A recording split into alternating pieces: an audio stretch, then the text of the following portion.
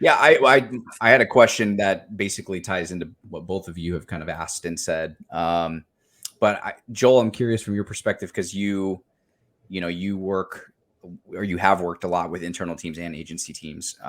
What do you think the value that what do you think the value is of an agency recruiter moving forward if a lot of this stuff and a lot of these kind of standard recruitment practices that had been used for decades is going to be replaced by AI or is going to be streamlined in other ways? What do you think? Where do you think agency recruiters land, or even I guess internal recruiters? What is the value proposition for them? Like where are they going to lean in and provide value Yeah. to a business?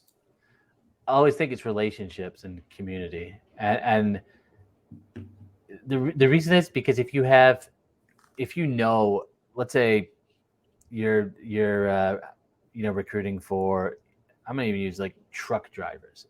If you had just like a massive strong community of truck drivers that referred people to you, that were able to get you in touch with the right people, then you're going to be able to recruit truck drivers all day. And I think that's one of the intangible benefits of just any recruiter I know. That's like, I'm talking like the vets, like 25, 30 years. You just know a lot of people, and a lot of people have good interactions with them. And again, when we talk about recruiting, it's like there is the technical aspect. And I just posted about this today. It's like this technical top of funnel, what resume matches with what experience. And then you have the people match. And exactly. If you're a recruiter and you actually have a network of people you know and you trust, and you've built a community, then it's a huge advantage. So this is why, like a lot of younger recruiters, this is why it's important to think about how do people build community today. And this is why social media is so important, because it allows you to build community.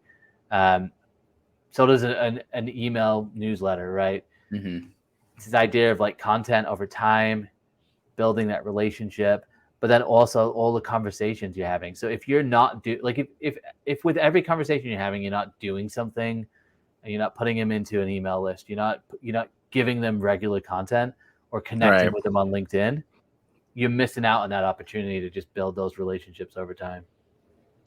That was stuff. That's what I was told day one when I got into recruitment. They were like, your first year is going to be hell. And I'm like, great, this is encouraging. Your first year is going to be hell and it'll get easier. And I'm like, why will it get easier? And they said, because you'll know more people who know people who know people. And so absolutely. Even now, like I moved into defense space, didn't know anyone, but because I've worked on my network, there's people who knew people.